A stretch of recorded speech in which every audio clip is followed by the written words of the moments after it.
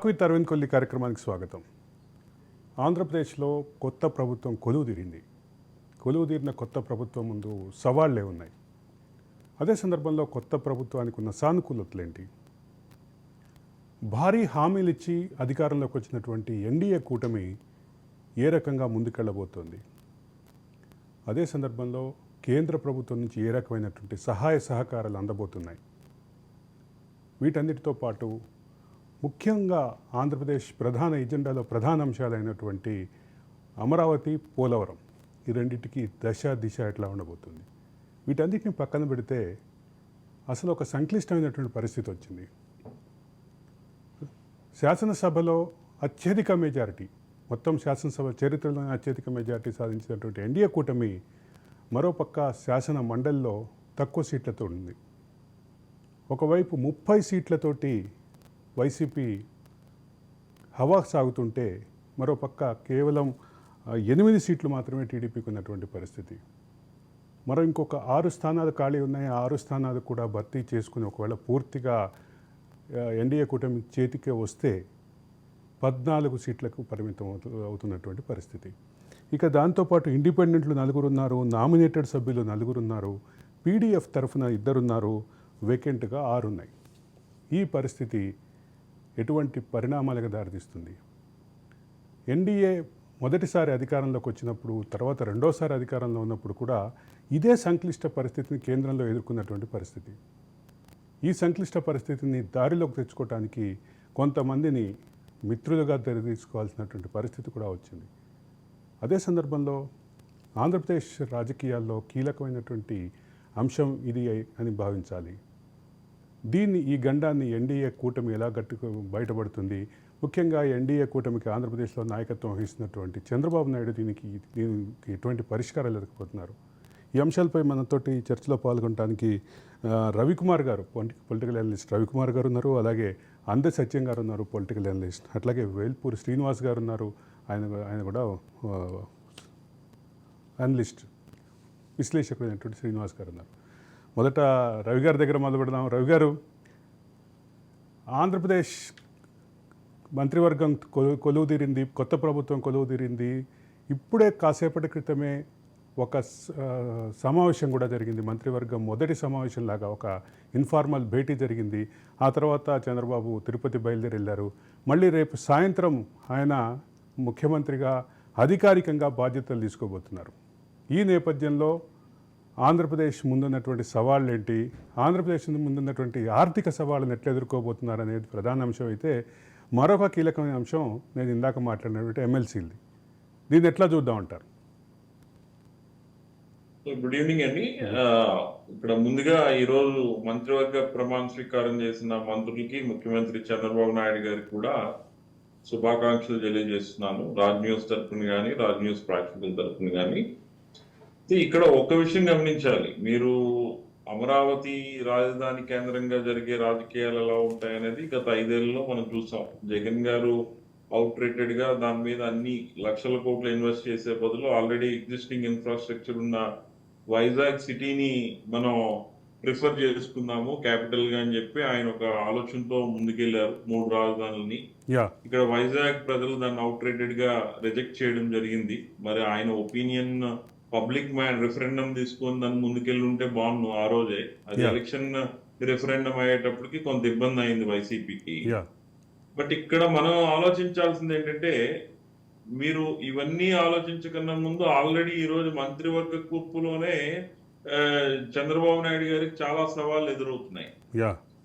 ముఖ్యంగా మా ఉత్తరాంధ్ర ప్రాంతాన్ని నుంచి చూస్తే, ఏదైతే శ్రీకాకుళం జిల్లాలో అత్యధిక సామాజిక వర్గ జనాభా ఉన్నటువంటి కాళింగ సామాజిక వర్గానికి కానీ, విశాఖపట్నం, అనకాపల్లి జిల్లాలకి అప్ టు ఈస్ట్ గోదావరిలో కొంత భాగంలో ఉన్నటువంటి గౌర సామాజిక వర్గానికి, తూర్పు కాపు సామాజిక వర్గానికి కూడా ఒక యువకుడికి మంత్రి పదవి ఇవ్వడం జరిగింది. కానీ సీనియర్ మోస్ట్ నాయకులైనటువంటి కళా వెంకట్రావు గారిని మంత్రివర్గంలో తీసుకోకపోవడం, చింతకాల అయ్యన్న పాత్రుడు వెలమ సామాజిక వర్గానికి సంబంధించిన సీనియర్ మోస్ట్ రాజకీయ నాయకుల్ని కూడా మంత్రివర్గ భేటీలో లేకపోవడం, అక్కడ మీరు అబ్జర్వ్ చేస్తే ఎన్టీఆర్ తాలూకా మార్పు ఉన్నటువంటి ఈ తెలుగుదేశం మొదటి నుండి ఉన్నటువంటి సభ్యులైనటువంటి గోరంట్ల బుచ్చయ్య చౌదరి గారు కావచ్చు, కళా వెంకట్రావు గారు కావచ్చు, యనమల రామకృష్ణుడిని కూడా ఈసారి సర్ప్రైజింగ్ గా కేబినెట్ లో లేకపోవడం, గుంటూరులో కన్నా లక్ష్మీనారాయణ కేబినెట్ లో లేకపోవడం, అది కాకుండా ఏంటంటే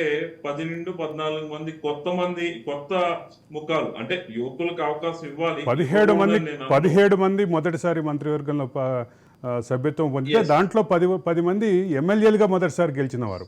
మొదటిసారి గెలిచిన Yeah. సో మీరు ఇక్కడ అబ్జర్వ్ చేయాల్సింది ఏంటంటే, ఇంత ఇన్ఎక్స్పీరియన్స్డ్ టీమ్ తో ఎంత ఎక్స్పీరియన్స్ ఉన్నా కూడా ఏదో అంటాం మనం మనం రథసారథికి ముందెళ్ళే గుర్రాలు, అన్ని గుర్రాలు కూడా ఒకే సామర్థ్యంతో ఉంటే ఆ రథం అనేది లక్ష్యాన్ని చేరుకోగలుగుతుంది. కానీ ఒక్క గుర్రం కూడా కుంటిదైనా కూడా దాంతో ఇబ్బంది ఉంటది అనేది మనకు గత ప్రభుత్వాలు ప్రూవ్ చేశాయి, ఇప్పుడు మనం ప్రూవ్ చేస్తున్నాయి. Yeah. ఇప్పుడు కూడా అదే పరిస్థితి వచ్చిన సందర్భం కూడా ఉంది. సో ముఖ్యంగా ఇప్పుడు కేంద్రం ఏ విధంగా సహకరిస్తుంది అమరావతికి, లేకపోతే ఎమ్మెల్సీలు అత్యధిక బలం ఉన్నటువంటి జగన్మోహన్ రెడ్డి గారి పార్టీ వైఎస్ఆర్సీపీ మండలిలో వీళ్ళని ఏ విధంగా అయితే వ్యతిరేకించారో వీళ్ళు కూడా వ్యతిరేకిస్తారు. బిల్లులను పాస్ చేయనివ్వకన్నా ఇచ్చేసే పోరాట పటిమ ఉంది. అన్నింటికన్నా ముఖ్యంగా ఎమ్మెల్సీలతో కాకుండా ఇక్కడ వీళ్ళకి ఇంకొక చిక్కొచ్చి పడింది ఏంటంటే, లోకల్ బాడీ స్థానిక సంస్థలన్నీ కూడా వైసీపీ చేతిలో ఉంటాయి 2 ఏళ్ల వరకు. యా, సర్పంచుల వ్యవస్థ కానీ, ఎంపీటీసీ, జెడ్పీటీసీలు, జెడ్పీ చైర్మన్ల వ్యవస్థ అంతా కూడా, మున్సిపల్ కార్పొరేషన్ మేయర్లు కూడా మొత్తం వైసీపీ చేతిలో ఉంటాయి. సో అంత ఈజీగా చంద్రబాబు నాయుడు గారి పరిపాలన సజావుగా సాగుతుందని అయితే నేను అనుకోవట్లా. అలాంటి సందర్భంలో ఇంత అనాలోచితంగా చేశారో లేకపోతే ఆలోచన పరంగా చేశారో తెలియదు, కానీ చాలా మంది సీనియర్ రాజకీయ నాయకులు అంటున్న మాట ఏంటంటే, లోకేష్ భవిష్యత్తుకి ఇంకెప్పుడు కూడా అడ్డంకి లేకున్నా సీనియర్ రాజకీయవేత్తల్ని, సీనియర్ రాజకీయ నాయకులను అందరినీ కూడా ఈసారి పక్కన పెట్టడం జరిగింది. సో యువతరాన్ని ఇందులో ఈ కేబినెట్ లోకి తీసుకోవడం ద్వారా ఏంటంటే లోకేష్ మార్క్ ఈ కేబినెట్ లో కనిపించిందని చెప్పడం అయితే జరుగుతుంది. యా, అదే సందర్భంలో ఆనం రామనారాయణ రెడ్డి కానీ, పార్థసారథి కానీ ఇటువంటి సీనియర్లు కూడా ఉన్నటువంటి విషయాన్ని గమనించాలి. అంటే ఇక్కడ మీరు ఒక విషయం గమనించాలి, ఆనం రామనారాయణ రెడ్డి గారు అనే వ్యక్తి ఒక డిఫరెంట్ పొలిటీషియన్. ఆయన కాంగ్రెస్ లో ఉన్నారు, తర్వాత తెలుగుదేశంకి వచ్చారు, వైసీపీకి వచ్చారు, తెలుగుదేశంకి వచ్చారు. రాయలసీమలో ఎప్పుడూ లేనంతగా తెలుగుదేశం పార్టీ ఈ ఎన్నికల్లో ప్రభంజనం సృష్టించిన పరిస్థితి కూడా మనం చూసాం. సో అలాంటి పరిస్థితుల్లో ఒక బలమైన రెడ్డి సామాజిక వర్గ నాయకుడు లేకపోతే ఆయా ప్రాంతాల్లో ఏంటంటే రాజకీయ పరిణామాల్లో కానీ, ఆ సామాజిక వర్గంలో కానీ కొంతమంది అసంతృప్తులు, లుకలుకలు వస్తాయనే ఉద్దేశంతో ఆనం రామనారాయణ రెడ్డి గారిని తీసుకోవచ్చు. ఆ రోజు పార్థసారథి గారిని పార్టీలో తీసుకునేటప్పుడే అది ప్రామిస్ చేశారు. ఏమని, మీరు నూజివీడు వెళ్ళండి, నూజివీడులో గెలిస్తే మీకు మంత్రి అవకాశం ఇస్తామని చెప్పడం జరిగింది. కాబట్టి పార్థసారథి గారికి అక్కడ యాదవ్ సామాజిక వర్గం తీసుకోవడం జరిగింది. బట్ ఇక్కడ రాయలసీమ నుండి బీజేపీ నుండి గెలిచిన వ్యక్తి యాదవ్ సామాజిక వర్గం సచ్ కుమార్ గారికి కూడా వాళ్ళు అవకాశం కల్పించారు. కాబట్టి మరి ఇక్కడ ఉత్తరాంధ్ర ప్రాంతం, ఉభయ గోదావరి జిల్లా ప్రాంతాల్లో కూడా కొంత అన్యాయం జరిగింది ఈ సామాజిక వర్గానికి అనేది కొంత అప్పుడే డే 1 లోనే ఈ లుకులుకులు అనేవి, పెదవి విరుపు అనేది బయటకు రావడం అనేది ఒక విధంగా మంచిది కాదనేది నా అభిప్రాయం. యా, అర్థమైంది. యా, సత్యం గారు, ఒకవైపు కొత్త ప్రభుత్వం ఏర్పాటైతే కొత్త ప్రభుత్వం ఉన్నటువంటి సవాళ్ళు ఏంటి, ఈ సవాళ్ళను ఎదుర్కోవటానికి ఎటువంటి ఎజెండా, ఎటువంటి పాలసీ పాటించాల్సి ఉంటుంది చంద్రబాబు నాయుడు? ఇవాళ సరే వాగ్దానాలు చంద్రబాబు నాయుడు గారు చాలా చేశారు. ఇవాళ ఉన్నటువంటి పరిస్థితుల్లో ఇవాళ దరిదాపు కార్పొరేషన్ అప్పులు కలిపితే సుమారు 7 లక్షల కోట్లు ఉండొచ్చు. అరౌండ్ బడ్జెట్లో దరిదాపు జీడిపిలో 40%, అరౌండ్ 40% ఉన్న రాష్ట్రాలు భారతదేశంలో 6 ఉన్నాయి. ఈ పంజాబ్ మొదటి స్థానంలో ఉంది, జీడిపిలో 49% అప్పులు ఉన్నాయి. ఇవాళ ఆంధ్రప్రదేశ్ కూడా సుమారు 40% దగ్గర ఉంది, అటు ఇటుగా 2% అటు ఇటుగా. కాబట్టి అత్యధిక అప్పులు ఉన్నటువంటి రాష్ట్రాల్లో ఆంధ్రప్రదేశ్ కూడా ఉంది, ఒక 6 డజన్ రాష్ట్రాలు. తర్వాత రేపు వీటికి వడ్డీలు, ఈ ఇన్స్టాల్మెంట్స్ లో బడ్జెట్లో దరిదాపు 50 నుంచి 56 వేల కోట్ల మధ్య, అంటే స్టేట్ ఎక్స్పెండిచర్లో సుమారుగా 20 నుంచి 25% వడ్డీలు అప్పులకే కట్టాల్సి వస్తుంది. కాబట్టి ఇక ఉండే దాంట్లో ఇవన్నీ సర్వ్ చేయాలంటే ఇక ఇవాళ తెలంగాణ ప్రభుత్వం ఎట్లనో ఆంధ్ర ప్రభుత్వం కూడా అట్లనే అప్హిల్ టాస్క్ ని ఓవర్కమ్ కావాలి. యా అటువంటి పరిస్థితి ఆర్థికంగా ఉన్నది. ఇదే సందర్భంలో ఆ అదనపు వాగ్దానం అమలు చేయడానికి ఇంకా అదనపు వనరులు రాబట్టుకోవాలి. అదనపు వనరులు రాబట్టుకోవాలంటే సహజంగానే ప్రజల మీద కొంత భారం వేయాల్సి వస్తుంది, కొంత కేంద్ర ప్రభుత్వం సహకరించాల్సి వస్తుంది. ఇప్పుడైతే అన్ని రాష్ట్రాల కన్నా కేంద్ర ప్రభుత్వమే అడ్వాంటేజ్. ఎందుకంటే ఈ మధ్య రిజర్వ్ బ్యాంక్ ఆఫ్ ఇండియా హిస్టరీలో పెద్ద డివిడెండ్ ఇచ్చింది, 2,11,000 కోట్లు ఇచ్చింది. యా అది అకస్మాత్తుగా మోడీ చేతిలో ఒక బంగారం లాగా పోసింది. యా అట్లాగే ట్యాక్సులు పెంచకుండా రాష్ట్రాలకు వాటా ఇవ్వాల్సి వస్తుందని ట్యాక్సులు పెంచకుండా కేవలం పైన ఉన్నటువంటి సెస్సే పెంచి దరిదాపు ఒక 4-5 లక్షల కోట్లు వాళ్ళకు వచ్చినాయి. యా అంటే సెంట్రల్ గవర్నమెంట్ యొక్క ఫిజికల్ డెఫిసిట్ ని 5.9 నుంచి 5.1కు తగ్గుద్దని చెప్పేసి వార్తలు వస్తా ఉన్నాయి. మరి రాష్ట్రాల యొక్క ఫిజికల్ డెఫిసిట్ అంతకన్నా భారంగా ఉన్నాయి. ఎందుకంటే కేంద్ర ప్రభుత్వం 3.5 దాటడానికి వీల్లేదని పెట్టింది బార్. యా అంటే అప్పులు చేయడానికి వీల్లేదు. యా జీడిపిలో దరిదాపు 3.5% అంటే ఆంధ్రప్రదేశ్ జీడిపి అరౌండ్ 13 లక్షల కోట్ల 14 లక్షల కోట్ల మధ్య.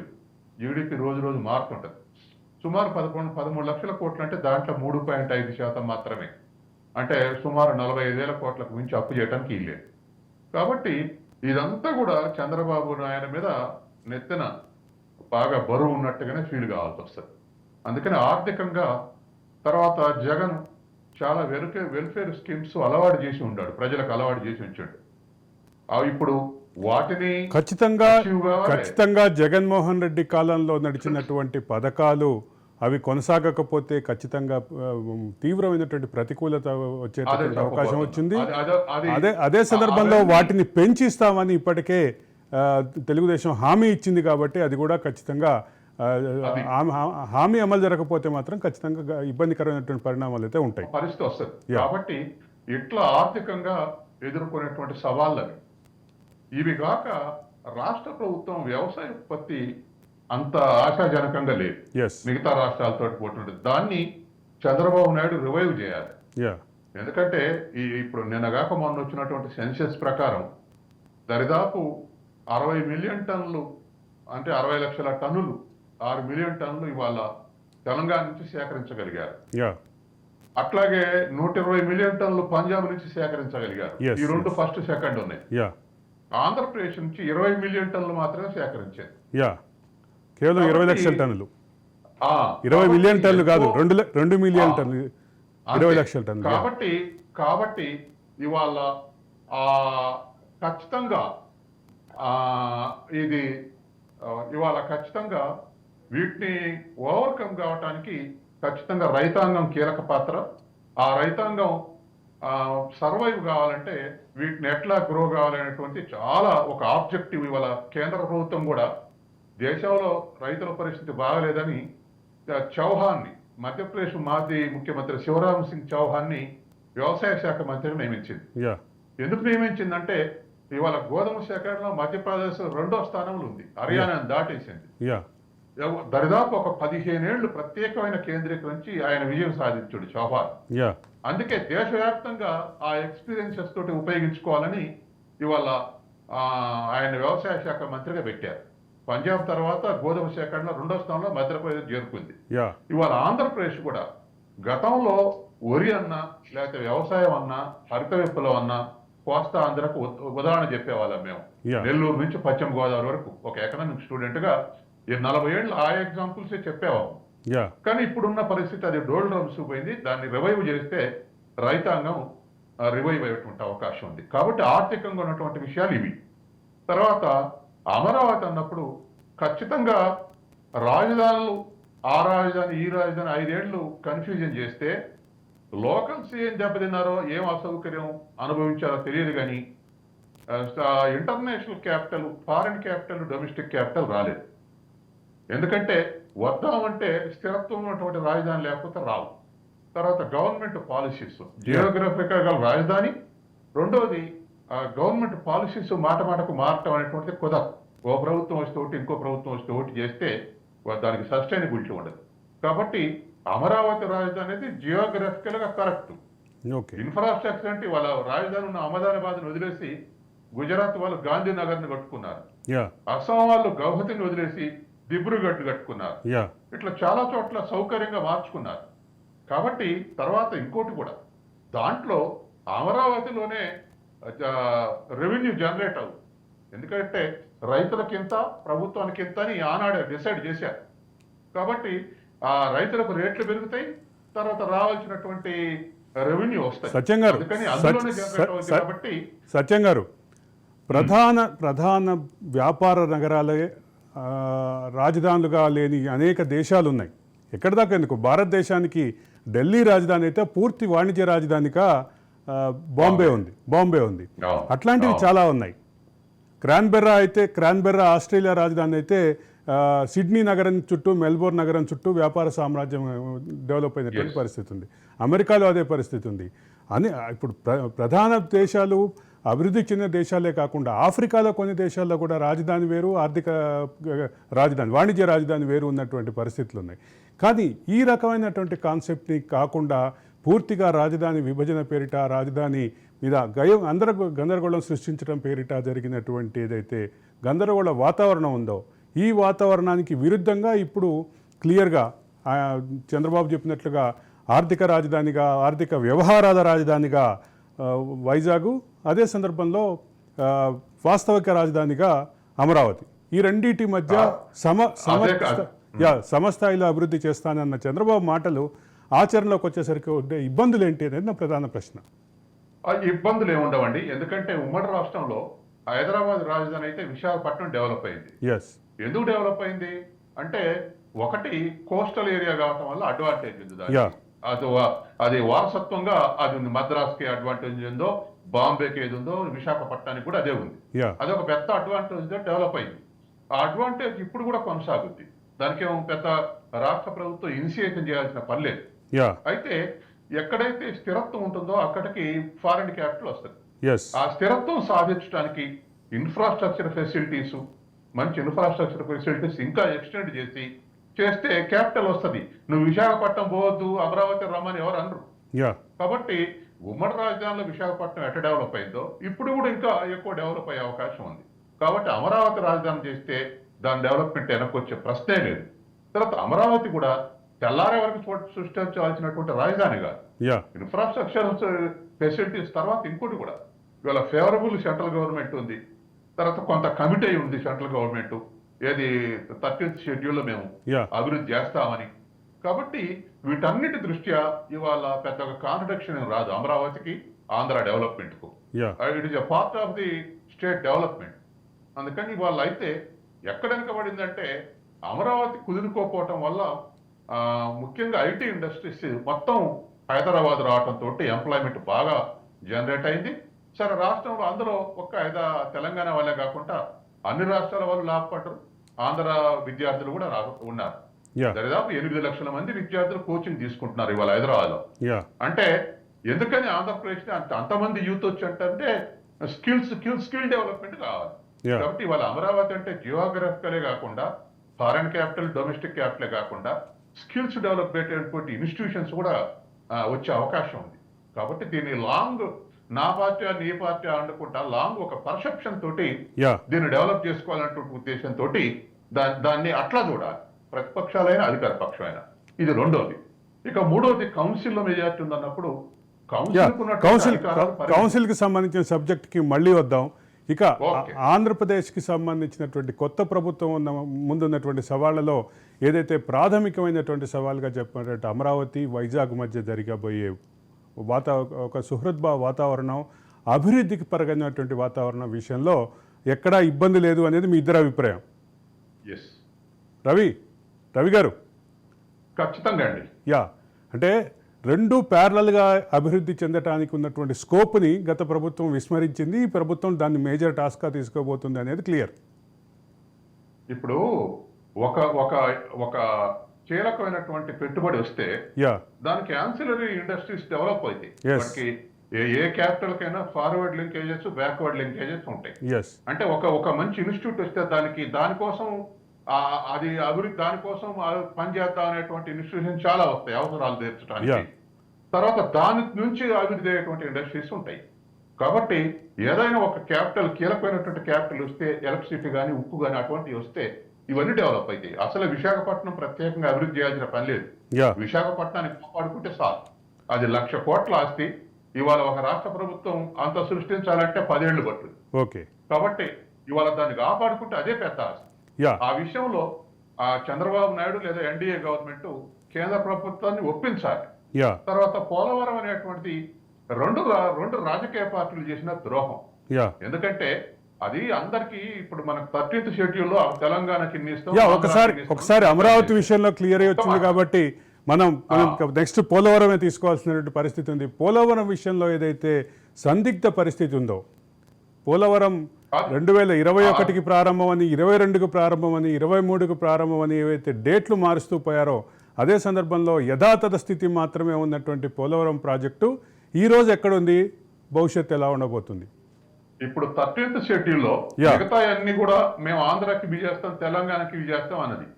కానీ పోలవరానికి మాత్రం ఆ ఇబ్బందులు రాకుండా పోలవరం అథారిటీని క్రియేట్ చేసి ఇచ్చింది సెంట్రల్ గవర్నమెంట్. Yes yes. పల్లెంలో పెట్టించింది ఆంధ్రప్రదేశ్ కు. యా. దాన్ని ఉపయోగించుకోకుండా వాడు కమిషన్ తీసుకున్నాడు, వీడి కమిషన్, వాళ్ళ మీద వీళ్ళ మీద రుజువు చేయడానికి ఈ విధంగా ప్రొలాంగ్ అవుతుంది తప్ప రైతాంగం నష్టపడుతున్నటువంటి విషయం గ్రహించట్లే. యా. కాబట్టి ఇవాళ పూర్తిగా కేంద్ర ప్రభుత్వమే కాబట్టి నిధులు ఇచ్చేది, ఏదన్నా అదనపు నిధులు కూడా ఇచ్చేందుకు పాల్చుకునే ఉన్నారు కాబట్టి గతంలో ఈయనని ప్రభుత్వం కూడా ఇస్తానన్నది, ఇస్తుంది కూడా. కాబట్టి ఇన్ టైంలో దాన్ని కంప్లీట్ చేసుకుంటే ఉత్తరాంధ్రకు ఒక మంచి వరం, దక్షిణ ఆంధ్రకు తర్వాత సెంట్రల్ ఆంధ్రకు ఒక సెక్యూరిటీ, దానికి ఒక సెక్యూరిటీ ఏర్పడుతుంది మన డెల్టా. కాబట్టి అమరావతి అది రోడ్డు ఏ ఒక్కటైనా ప్రియారిటైజేషన్ ఉంటుంది కాబట్టి ఒక రాష్ట్ర ప్రభుత్వం ఇచ్చినటువంటి ప్రియారిటీ ఇంకో రాష్ట్ర ప్రభుత్వం ఇవ్వదు. కాబట్టి ఏది ప్రియారిటైజ్, ఏది ఎంప్లాయ్మెంట్ జనరేట్ చేస్తుంది, ఏది లాంగ్ రన్ లో డెవలప్మెంట్ కు ఉపయోగపడతాయని కూడా చూడాల్సినటువంటి అవసరం ఉంది. యా, రవి గారు, పోలవరం యొక్క యథాతథ స్థితి నుంచి ముందడుగు పడే అవకాశం ఉందా? ఇప్పుడు ఒక విషయం మనం గుర్తుంచుకోవాలి. ఇందులో పెద్దలు మన సత్యం గారు చెప్పినట్టుగా పోలవరంకి కావాల్సిన రిక్వైర్డ్ అథారిటీ అనేది ఆల్రెడీ అక్కడ సెంట్రల్ గవర్నమెంట్ క్రియేట్ చేసాక, ఇదే సెంట్రల్ గవర్నమెంట్ తన రాజకీయ ప్రయోజనాల కోసం ఏం చేసింది, ఈ పోలవరం ప్రాజెక్ట్ ని చంద్రబాబు నాయుడు గారు ఏటీఎం గా వాడుకున్నారని చెప్పి 2019లో మాట్లాడిన పార్టీ బీజేపీ. ఈరోజు అదే పార్టీ వీళ్ళతో కలిసింది. సరే, జగన్ గారు పోలవరం ప్రాజెక్ట్ లో ఎంతవరకు ముందుకు తీసుకెళ్లాడు ఏంటి, వాళ్ళ మంత్రులు అనిల్ కుమార్ యాదవ్ గాని, అంబటి రాంబాబు గారి మాట్లాడిన మాటలు గాని, ఇవన్నీ కూడా మనకు ఆన్ రికార్డ్ ఉన్నాయి. బట్ నేనేమంటానంటే, ఆకలేసినప్పుడు పెట్టే అన్నమే ఒక మనిషికి కడుపు నింపుద్ది తప్ప నేను ఎప్పుడో చేస్తానంటే కుదరదు. నాగార్జున సాగర్ ని ఇప్పుడు కడతామనంటే అక్కడ ఉన్న రైతులు ఏమైపోయేవారు? నేను అనేది ఏంటంటే 50 సంవత్సరాలుగా దశాబ్దాల కలైనటువంటి పోలవరం ప్రాజెక్ట్ ని నిర్లక్ష్యం చేస్తూ రవి గారు నేను మీతో విభజిస్తా. ఇక్కడ అది స్వాతంత్రానికి పూర్వమే పునాది రాయి వేసినటువంటి ప్రాజెక్ట్, అది 50 సంవత్సరాలు కాదు. నేను క్యాజువల్ గా కోట్ చేస్తున్నా. నేను అనేది స్వాతంత్రం వచ్చిన తర్వాతనే మనం బాక్రా నంగల్ ప్రాజెక్ట్ లాంటి ప్రాజెక్టులు కట్టుకున్నాం సార్. ఆ రోజు ఏ టెక్నాలజీ లేదు, ఇంత ఇంజనీరింగ్ లేదు, మానవ వనరులు లేవు. బట్ అన్ని ఉన్న ఈ జనరేషన్ లో మనం పోలవరం ప్రాజెక్ట్ నిర్మించుకోలేకపోతున్నాం అని అంటే అది నిజంగా మన దౌర్భాగ్యం. ఈరోజు ఇది రాజకీయ పార్టీల చుట్టూ తిరిగే ఒక మనీ క్రీడగా తయారైంది తప్ప పోలవరం అనేది రైతుల ప్రయోజనాలు కాపాడే ప్రాజెక్ట్ గా అనేది రెండు పార్టీలు చూడలేదు అనేది మనం అందరం గుర్తించాల్సిన విషయం. అయితే ఇక్కడ నేను చెప్తున్నది ఏంటంటే, ఎప్పుడో ఈ స్వాతంత్రం పడక ముందు పునాది రాయబడిన పోలవరం ప్రాజెక్ట్ ఈ రోజు వరకు కూడా పూర్తి కాలేదు అని అంటే, ఆ రోజే పడి ఉంటే ఈ రోజు సస్యశ్యామలం అయ్యేది కదా. సత్యం గారు చెప్పినట్టుగా జీడిపి పెరిగేది, రైతుల తలకు జీవన ప్రమాణాలు పెరిగేవి, ఆర్థిక వ్యవస్థ బలోపేతం అయ్యేది. దక్షిణ కోస్తా ఆంధ్ర కావచ్చు, ఉత్తరాంధ్ర కావచ్చు, త్రాగునీరు సాగునీరు అన్నిట్లో కూడా ముందుండేవి. సర్ప్లస్ పవర్ ఉండేది, ఎక్కువగా వచ్చేవి. సర్ప్లస్ పవర్ ఉండేది, వలసలు తగ్గేవి. అంటే ఇవన్నీ చేయకపోవడం వల్లే కదా ఈ రోజు ఉత్తరాంధ్ర ప్రజలు వలసలుతున్నారు. ఇప్పుడు కూడా మీరు అబ్జర్వ్ చేస్తే, ఆ రోజు ఏదైతే పోలవరం లక్ష్యమైనటువంటి 10 లక్షల ఎకరాల హెక్టార్ల భూమి సాగునీరు సాగు చేయడానికి ఉపయోగపడుతుంది అంటున్నారో, ఈ రోజు మీరు సాగు విస్తీర్ణం చూసుకోండి, పోలవరం ప్రాజెక్ట్ కింద వచ్చే సాగు విస్తీర్ణం అనేది ఎంత తగ్గిందో. ఎందుకంటే పోలవరం కాలువ చుట్టూ వీళ్ళు చేసే మట్టి మాఫియా కానీ, అక్కడ రియల్ ఎస్టేట్ వ్యాపారాలు కానీ, ఇవన్నిటి వల్ల కూడా రైతులు చాలా నష్టపోయారనే విషయం అనేది మనం మర్చిపోకూడదు. సో నేను అందుకే అంటా, ఎప్పుడు చేయాల్సిన పని అప్పుడు చేస్తేనే అది సత్ఫలితాలు ఇస్తుంది తప్ప, ఎప్పుడో నేను కడతానులే అది ఎప్పటి నుండో పెండింగ్ లో ఉందనంటే అది ఇలానే ఉంటాయి. అందుకే నేను దయచేసి రాజకీయ పార్టీలకి మనం కోరేది ఏంటంటే, ఈ పోలవరం విషయంలోనో ఇంకో విషయంలోనో నిజంగా మండలిలో బలమైనటువంటి జగన్మోహన్ రెడ్డి గారి పార్టీ కూడా ఏంటంటే, ఎలాంటి వ్యక్తిగతమైన ఆలోచనలు పోకుండా ఏంటంటే దాని మీద ప్రోగ్రెస్ అనేది ముందుకు వస్తే సహకరించి ఆ ప్రాజెక్ట్ ని కంప్లీట్ చేసింది అనుకోండి, ఈ రెండు రాజకీయ పార్టీలకి మంచి పేరు వస్తుంది అనేది నా అభిప్రాయం. మీరు ఇక్కడ ఒక విషయం ఖచ్చితంగా ప్రస్తావించాలి. మీరు ఆల్రెడీ బాక్రా నంగల్ నాగార్జున సాగర్ డ్యాములో ప్రస్తావన తెచ్చారు కాబట్టి, ఈ రెండు ప్రాజెక్టులు చూసి వెళ్ళినటువంటి చైనా నీటిపారుదల బృందం దేశవ్యాప్తంగా 8 భారీ ప్రాజెక్టులు కడితే దాంట్లో ఒకటే 3 జార్జెస్ ప్రాజెక్టు. ఇంత పెద్ద భారీ ప్రాజెక్టులు కట్టి విస్తృత భూమిని సాగులోకి తెస్తే మన దగ్గర ఉన్న పెండింగ్లో ఉన్నటువంటి పోలవరం కారణంగా మరికొన్ని ప్రాజెక్టులు పెండింగ్లో పెట్టి ఇప్పుడు ఎటుగాని పరిస్థితిలో గందరగోళంగా మరోవైపు చూస్తున్నటువంటి పరిస్థితి ఉంది. అదే సందర్భంలో మన దగ్గర ఇన్స్పిరేషన్ పొందినటువంటి చైనా 8 ప్రాజెక్టులు కడితే దాంట్లో అతిపెద్దది, ప్రపంచంలోనే అతిపెద్దదైనటువంటి 3 జార్జెస్ ప్రాజెక్టు కూడా ఒకటి. ఆ 3 జార్జెస్ ప్రాజెక్టు మూలంగా భూభ్రమణం 17 సెకండ్ల పాటు ఆలస్యం అవుతుందంటూ ప్రపంచంలో పర్యావరణవేత్తలు గగ్గోలు పెడుతున్నారు అనేది పక్కన పెడితే, ఒక పక్కన ఇంత పెద్ద భారీ ప్రాజెక్టు కట్టారనేది క్లియర్. అదే సందర్భంలో మీరు చెప్పిన ఎగ్జాంపుల్ ఇండియాలో అన్ని రాష్ట్రాలు ఆలోచించాలండి. ఎందుకంటే 3 గోర్జెస్ దగ్గర జనరేట్ అయ్యేటువంటి ఎలక్ట్రిసిటీ 23,000 మెగావాట్లు. మనం శ్రీశైలం దగ్గర 1000 మెగావాట్లు, సాగర్ దగ్గర 1000 మెగావాట్లు. అంటే 23 ప్రాజెక్టులు సరిపోను విద్యుత్ శక్తి జనరేట్.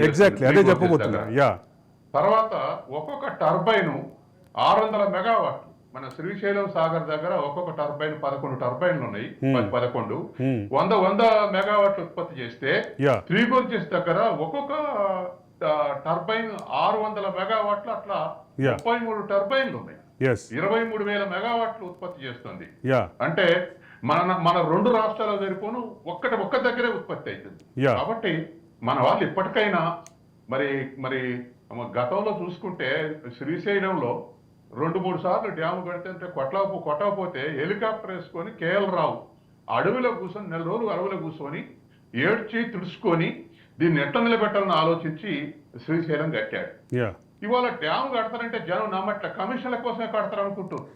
మనం పోలవరం డ్యామ్ దగ్గర గొడవలు, కాళేశ్వరం దగ్గర గొడవలు, ఇవన్నీ చూస్తే ప్రజలు ఏమనుకునే స్థితికి వచ్చిందంటే, ఎవరైనా స్టేట్ గవర్నమెంట్ సిన్సియర్గా డ్యామ్ కడదామంటే ఇగో వీడు కమిషన్ల కోసం కడతారని ప్రజలు అనుకునే స్థితి వచ్చింది. నేను ఇంకోటి కూడా ప్రస్తావించాల్సిందే మీ ఇద్దరి దగ్గర. చెప్పండి. ఏదైతే పోలవరం ప్రాజెక్టు ప్రతిపాదన తర్వాత 30-35 సంవత్సరాలకి మొదలైనటువంటి నర్మదా ప్రాజెక్టుకి సంబంధించి, సర్దార్ సరోవర్ ప్రాజెక్టుకి సంబంధించి, ఈరోజు సర్దార్ సరోవర్ ప్రాజెక్టు కూడా పూర్తయింది. అత్యంత వివాదాస్పదమైనటువంటి సర్దార్ సరోవర్ ప్రాజెక్టు, దాన్ని ఏకాభిప్రాయం సాధించడానికి అప్పటి గుజరాత్ ముఖ్యమంత్రి నరేంద్ర మోడీ అందరినీ కలుపుకొని పోయినటువంటి పరిస్థితి అన్ని ప్రధానంగా చర్చలోకి తీసుకుంటే, ఒక పక్క భారతదేశంలో మొదటి తరం ప్రాజెక్టుల్లో బహుళార్థ సాధక ప్రాజెక్టులు అయినటువంటి శ్రీశైలాన్ని, మరోపక్క నాగార్జున సాగర్ని సమర్థవంతంగా కట్టినటువంటి చరిత్ర ఉన్నటువంటి నేల మీద పోలవరం చుట్టూ ఇన్ని వివాదాలు తిరుగుతున్నాయి. తర్వాత ఇంకోటి అండి, మోడర్న్ పీరియడ్ లో 1981లో టంగుటూరు అంజయ్య దానికి ప్రారంభించాడు. నేను ఆ పోలవరం వెళ్ళి ఆ అంజయ్య గారు ప్రారంభించినటువంటి పలకంతో పక్కన ఒక ఫోటో దిగా. ఆ సందర్భంగా అది నా దగ్గర ఇప్పటికి ఉంది డైరీలో.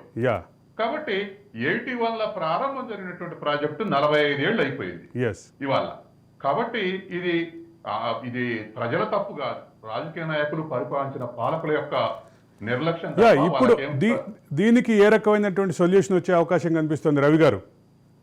పోలవరం ప్రాజెక్టుకి ఆంధ్రప్రదేశ్ ప్రభుత్వం ఉన్న సవాళ్లలో ఇదొక ప్రధాన సవాల్ కాబట్టి దీన్ని ఎట్లా ట్యాకిల్ చేసేటటువంటి పరిస్థితి కనిపిస్తోంది? సార్ ఇక్కడ సవాల్ అంటూ ఏం లేదు సార్. ఇక్కడ కావాల్సిందంతా చిత్తశుద్ధే. నేను అందుకే మీకు చెప్పా.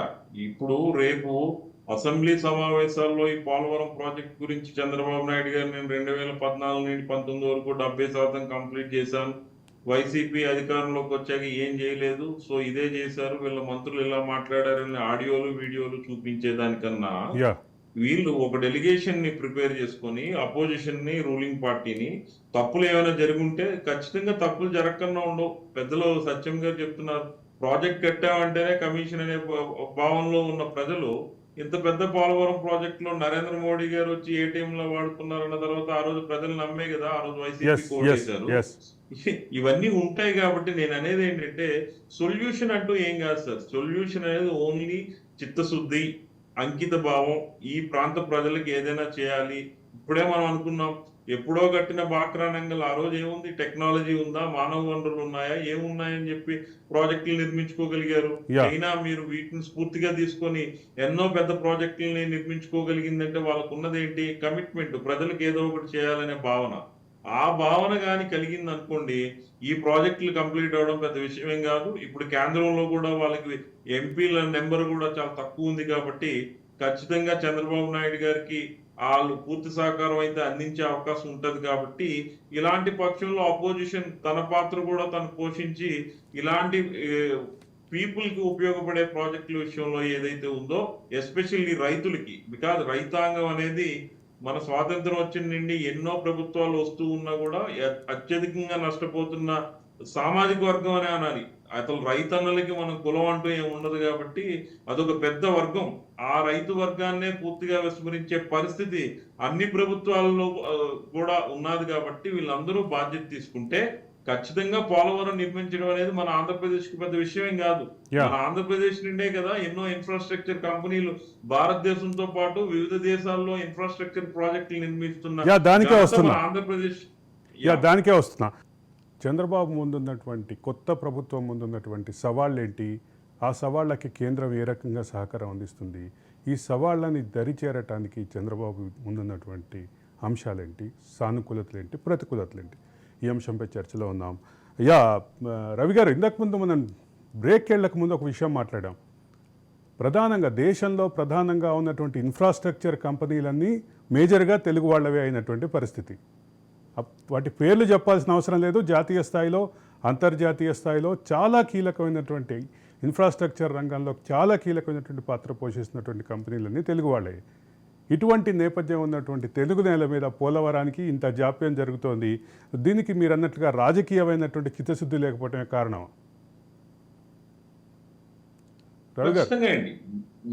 మనం చూస్తూనే ఉన్నాం కదా, ఈ రోజు కూడా ఇందాకలండి మనం అదే మాట్లాడుకుంటూ ఉన్నాం. ఏమీ లేనప్పుడే సాధించగలిగినప్పుడు, అన్ని ఉన్నప్పుడు ఎందుకు సాధించలేకపోతున్నాం? దీనికి ఒక లక్ష్యం, దీనికి ఒక టైం లైన్ అంటూ ఉంటే పోలవరం ప్రాజెక్ట్ అనేది అయినా అది సంక్లిష్టమైన ప్రాజెక్ట్ ఏం కాదు. ఈ రోజుకి కూడా R&R ప్యాకేజ్ సంబంధించిన సమస్యలు ఉన్నాయి. ఇప్పుడు మీరు చూస్తే పోలవరం ప్రాజెక్టు నిర్వాసితుల బాధలతో పాటు ఆ చుట్టుపక్కల ప్రాంతంలో ఉన్నటువంటి మట్టి తవ్వకాలు గత 10 ఏళ్లలో ఎంత జరిగినాయి అనేది మీరు ఎస్టిమేట్ వేస్తే కొన్ని లక్షల రూపాయలు, కొన్ని కోట్ల రూపాయల ప్రజాధనం అనేది వృధా అయింది అనేది అందరికీ తెలిసిన విషయమే. సో నేను అనేది ఏంటి అని అంటే, పోలవరం ప్రాజెక్టు నిర్మాణంలో కేంద్రం, రాష్ట్ర ప్రభుత్వాలు రెండు కూడా సమన్వయం అనేది ఇంకాస్త బెటర్ సమన్వయం చేసుకుని ముందుకెళ్లాల్సిన అవసరం ఉంది. ఇప్పుడు బీజేపీ ఏమంటుంది, మేము నిధులు ఇచ్చాము, కట్టాల్సిన బాధ్యత రాష్ట్రానిదే కదా అని చెప్పి అని అంటుంది. ఆ రోజు చంద్రబాబు నాయుడు గారు ట్రాన్స్ట్రాయ్ని, మన రాయపాటి సాంబశివరావు గారి కంపెనీని ఇన్వాల్వ్ చేశారని మళ్ళీ మీకు ఇందాకలే చెప్పారు. 2019లో ఆయన అయిన మాట ఏంటి, పోలవరం ఏటీఎం గా వాడుకున్నారని చెప్పి అన్నారు. మళ్ళీ విభేదించిన తర్వాత ఈ రోజు కలిశారు కాబట్టి పోనీ నిర్మించి ఆయన చెప్పిన మాట తప్పని చెప్తే మనం అందరూ సంతోషిస్తాం కదా. మనకు అల్టిమేట్ గా కావాల్సింది పోలవరం ప్రాజెక్ట్ నిర్మాణం తప్ప ఈ విమర్శలు, ప్రతి విమర్శలు కాదు, రాజకీయ విమర్శలుగానే మనం చూద్దాం. మనం ఏమి తప్పు పట్టాల్సిన అవసరం ఏమీ లేదు. సత్యం గారు, మరొక వైపు ఇటువంటి అంటే పోలవరానికి సంబంధించినటువంటి అంశంలో ఇంకొక ప్రధానమైన పెండింగ్లో ఉన్నటువంటి అంశం గత కాంట్రాక్టర్లకు సంబంధించినటువంటి పని వ్యవహారం.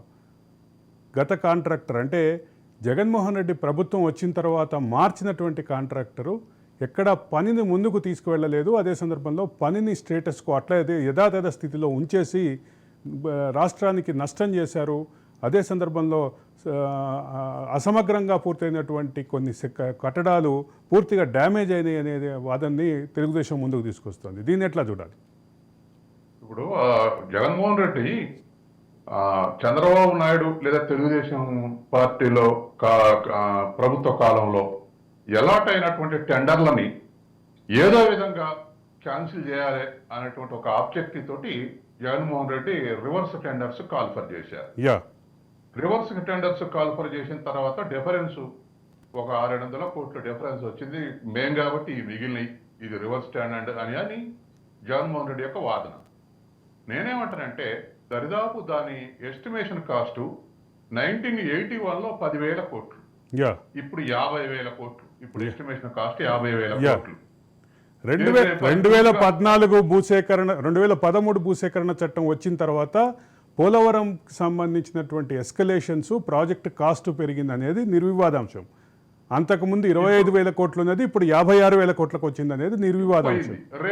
రేపు ఈ టర్మ్ అంతా లేట్ అయింది అనుకోండి, ఈ 4 ఏళ్ళు అది 75,000 కోట్లకు కూడా చేరుద్ది. ఓకే, కాబట్టి ఇది రివర్స్ టెండర్ల వల్ల 600 కోట్లు మిగిల్చి దాన్ని పిలిస్తే 4 ఏళ్లు ఆలస్యమైనందుకు దరిదాపు ఒక 5-6 వేల కోట్లు కాస్ట్ పెరుగుతుంది. అందుకని చిన్న చిన్న విషయాలు చూపెట్టి దాన్ని ప్రొలాంగ్ చేయటం బాగా నష్టపడుతుంది. అంటే ఇంకొక విషయం కూడా ప్రధానంగా ముందుకు తీసుకొస్తోంది తెలుగుదేశం. అసంపూర్తిగా ఉన్నటువంటి కట్టడాలు వరద తాకిడికి గురయ్యి మొత్తం వాటిని మళ్ళీ మొదటి నుంచి కన్స్ట్రక్ట్ చేయాల్సినటువంటి పరిస్థితి వచ్చింది.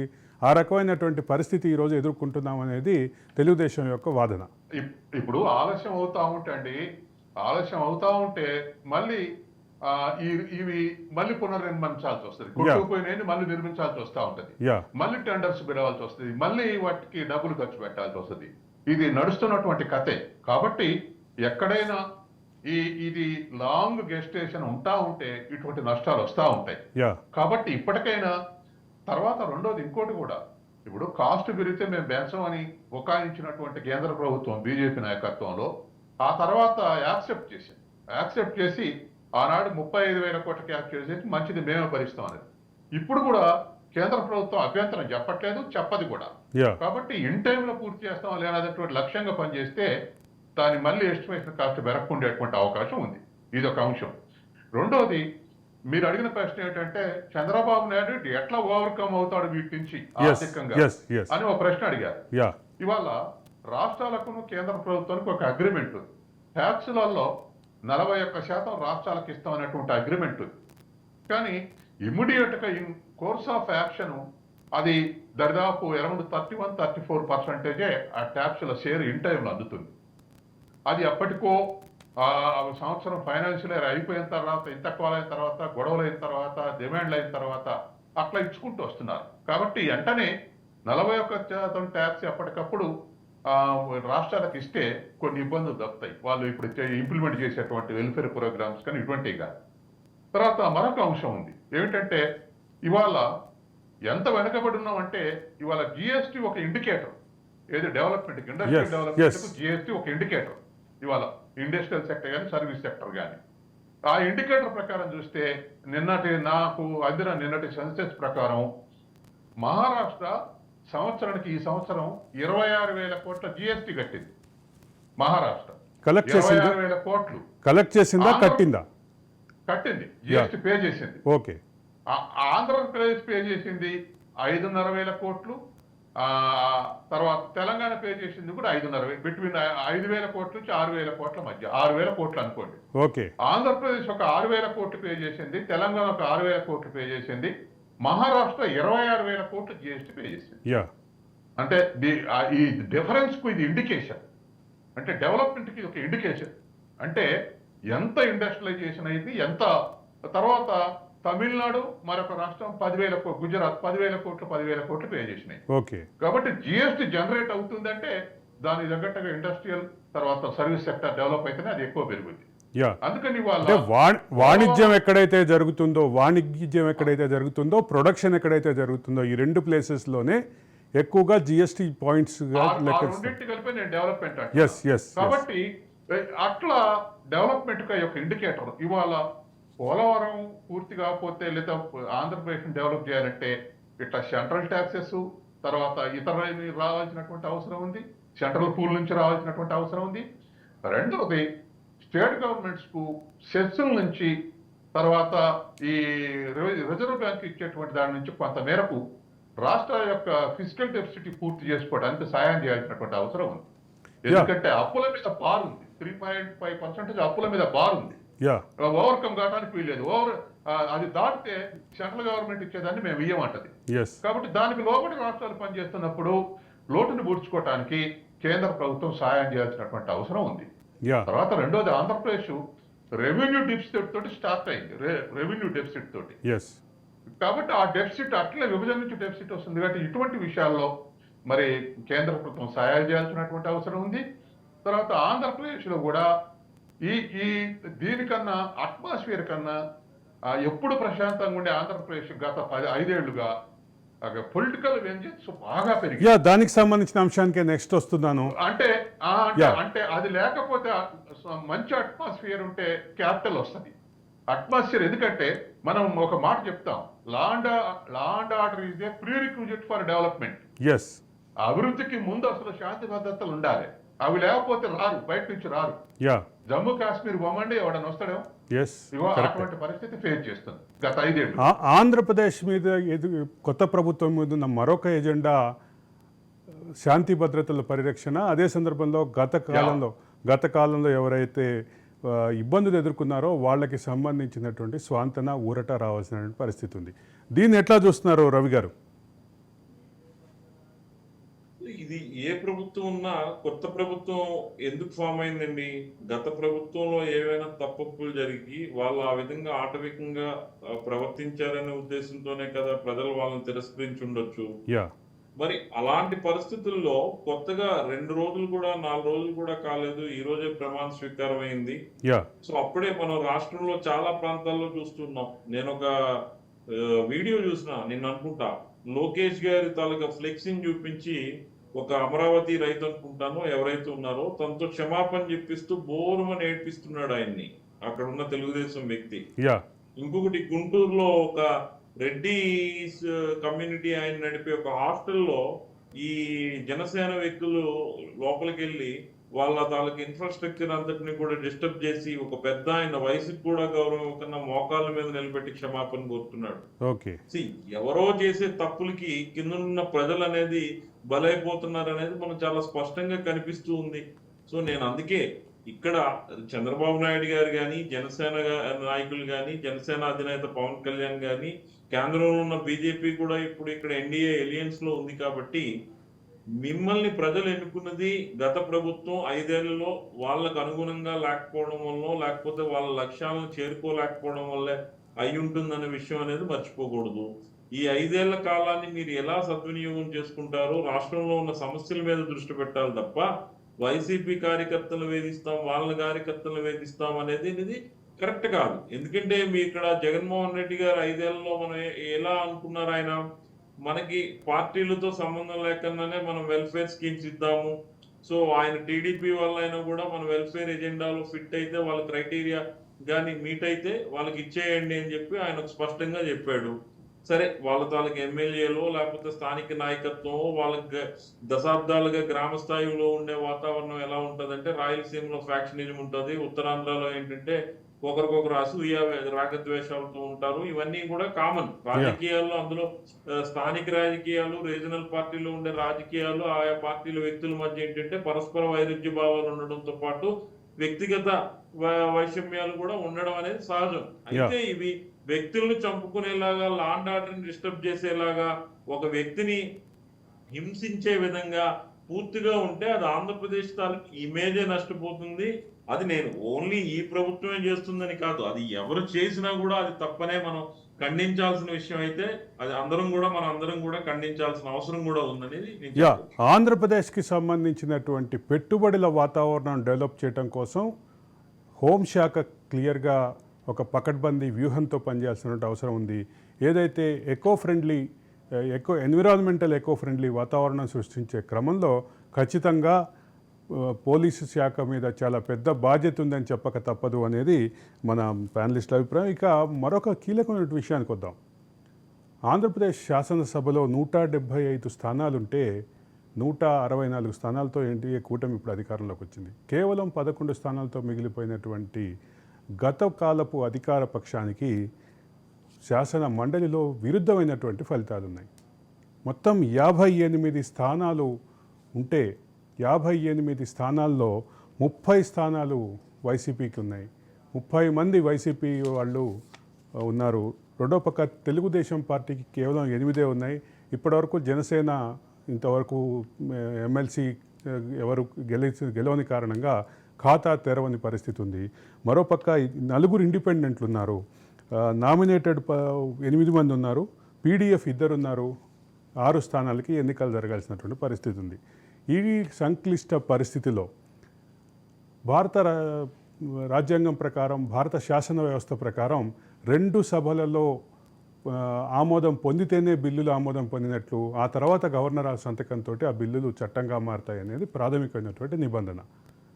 దీంతోపాటు ప్రతి అంశంలోనూ మెజారిటీ సభ్యులు, అంటే ఏదైతే పార్లమెంటరీ వ్యవస్థని నెంబర్ గేమ్ అని వ్యవహరిస్తారో, నెంబర్ గేమ్లో ఇప్పుడున్నటువంటి 38 ఇక ఈ గేమ్ని ఎట్లా చంద్రబాబు ట్యాకిల్ చేస్తారు? రెండో పక్క గతంలో ఏదైతే అధికారాలు మారగానే ఎమ్మెల్సీలు పార్టీలు మారేటటువంటి పరిస్థితి ఏదైతే ఉందో, ఆ పరిస్థితి మళ్ళీ ప్రారంభం కాబోతుందా అనేది ఖచ్చితంగా చర్చలో ఉన్నటువంటి అంశం. దీంతోపాటు ప్రతి బిల్లు, బడ్జెట్ నుంచి ప్రతి బిల్లు నుంచి చట్టరూపం పొందేటటువంటి క్రమంలో, బిల్లులు చట్టరూపం పొందే క్రమంలో, బడ్జెట్ ఆమోదం పొందే క్రమంలో ఖచ్చితంగా శాసనసభ తర్వాత శాసన మండలి ముందుకే వస్తాయి. కాబట్టి ఇప్పుడు ఈ పరిస్థితిలో ఏం చేయబోతున్నారు? గతంలో ఇదే రకమైనటువంటి పరిస్థితి ఎదుర్కొన్నటువంటి వైసీపీ మండలి రద్దుకు సిఫారసు చేసింది. ఆ సిఫారసు తీర్మానం ఇప్పటికీ కేంద్ర ప్రభుత్వం వద్దే ఉంది.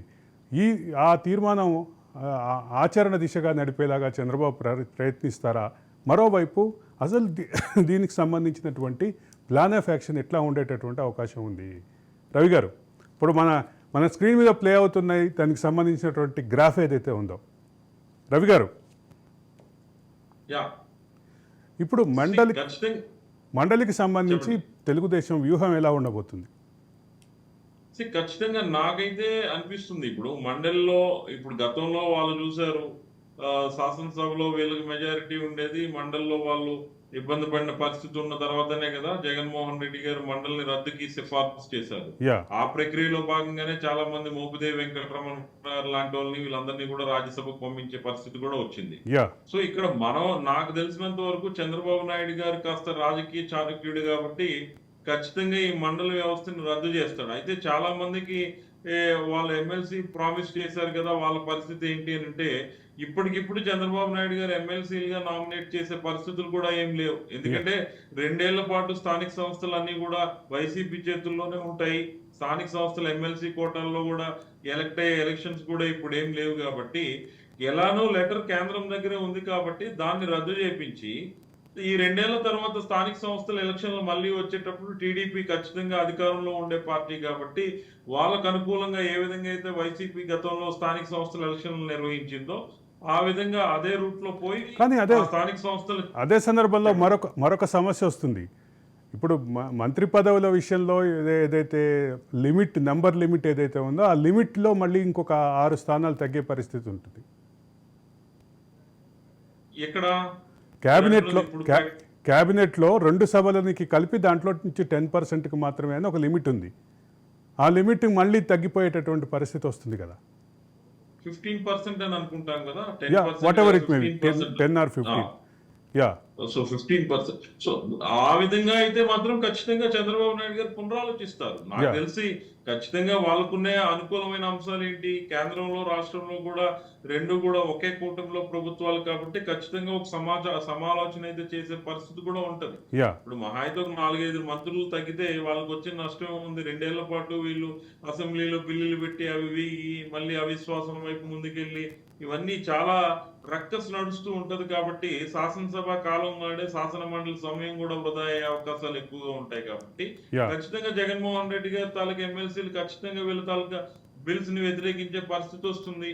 పొరపాటున ఏమైనా ఈ ఎమ్మెల్సీ సభ్యులు కూడా రేపు టీడీపీ అధికారంలో ఉన్న పార్టీ కాబట్టి వాళ్ళ పార్టీలో చేర్చుకుందే అనుకోండి, అది నిజంగా మళ్ళీ చారిత్రక తప్పిదం అవుతుంది. గతంలో చంద్రబాబు నాయుడు గారు చేసిన తప్పిదం ఏంటి? 23 మంది ఎమ్మెల్యేలు వాళ్ళ పార్టీలో చేర్చుకున్నాక భారీగా నష్టపోయారు.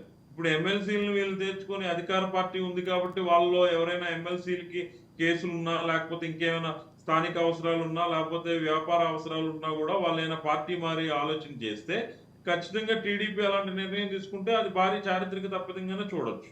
సో సత్యం గారు, నాకున్న సమాచారం ఇప్పుడు ఈ కమర్షియల్ పాలిటిక్స్ లో పార్టీలు మారటం అనేది అవలీలగా అయిపోయింది.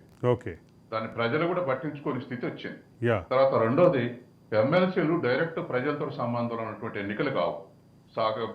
స్థానిక సంస్థలు కానీ, లేదా ఎమ్మెల్యేలు ఓటేస్తే కానీ, లేదా గ్రాడ్యుయేట్స్ కానీ, లేదా ఉపాధ్యాయులు కానీ, ఇట్లా తప్ప గ్రౌండ్ లెవెల్లో పబ్లిక్ ఇన్వాల్వ్మెంట్ లేదు. యా, కాబట్టి సహజంగానే ఇవాళ అధికారం ఎవరుంటే వాళ్ళ వైపు మొగ్గే అవకాశం ఈ కమర్షియల్ పాలిటిక్స్ లో మనం చూస్తున్నాం. యా, కౌన్సిల్ రద్దు అయితే, మెజారిటీగా వ్యతిరేక కౌన్సిల్ రద్దు అయితే వాళ్ళ ఎమ్మెల్సీలు కూడా రద్దు అవుతాయిగా, వాళ్ళ పదవులు కూడా రద్దు అవుతాయిగా. అంతే కదా. కాబట్టి అందుకని వాళ్ళు ఖచ్చితంగా అందులో వైసీపీ ఎమ్మెల్సీలలో 15-20 మంది అయినా గత టీడీపీ చరిత్ర ఉన్న వాళ్ళు ఉన్నారు. యా, అట్లాగే టీడీపీ ఎమ్మెల్సీల్లో కూడా గత కాంగ్రెస్ చారలు ఉన్నటువంటి వాళ్ళు ఉన్నారు. యా, కాబట్టి ఇవాళ నేను కౌన్సిల్ రద్దు చేస్తానని నేను అనుకోవట్లేదు. ఇవాళ చాలా మంది సీనియర్ నాయకులు, తెలుగుదేశం నాయకులు, కొంతమందికి టికెట్ ఇవ్వని వాళ్ళు, కొంతమందికి మంత్రి పదవి అయినటువంటి వాళ్ళు ఉన్నారు. కాబట్టి ఇటువంటి వాళ్ళని కూడా అకామిడేట్ చేసుకోవటానికి కౌన్సిల్ కొనసాగిస్తారనుకున్నది నాకున్నటువంటి అభిప్రాయం. అదే సందర్భంలో 8 స్థానాలకు ఎన్నికలు జరగాల్సింది. ఎస్, ఇప్పుడు మొన్న తెలుగుదేశం మళ్ళీ రివైవ్ అయింది గ్రాడ్యుయేట్ ఎలక్షన్ నుంచే. వాళ్ళు మూడు సీట్లు గెలిచారు వైసీపీ గవర్నమెంట్ ఉన్నప్పుడే. అప్పటి నుంచే వాళ్ళకు మానసిక ధైర్యం వచ్చింది. అందుకని ఇవాళ తర్వాత రెండోది, కౌన్సిల్ కు ఆమోదిస్తే ఫైనల్ ఏం కాదు. ఇవాళ శాసనసభ ఆమోదించే బిల్లును పంపితే కౌన్సిల్ రిజెక్ట్ చేసి మళ్ళీ ఒకసారి పునరాలోచించమని పంపుతుంది. అదే, కానీ శాశ్వతంగా కౌన్సిల్ ఆమోదించదు కాబట్టి బిల్లు రద్దు అయ్యే ప్రసక్తే లేదు. చివరికి శాసనసభ ఆమోదిస్తే అది బిల్లు అవుతుంది.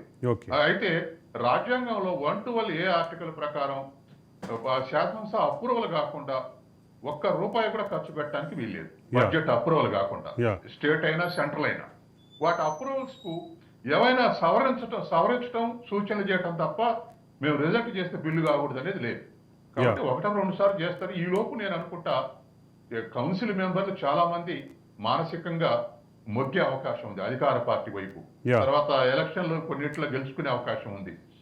అందుకని ఇవాళ మనం చూస్తున్నాగా అవలీలగా 6 నెలల ముందు చేరి కూడా మంత్రులు అయ్యారు వైసీపీ నుంచి తెలుగుదేశంలో. గతంలో తెలుగుదేశం నుంచి వైసీపీలో చేరారు. కాబట్టి ఎమ్మెల్సీ లేదా స్థిరత్వం ఉంటారని నేనైతే అనుకోవట్లేదు.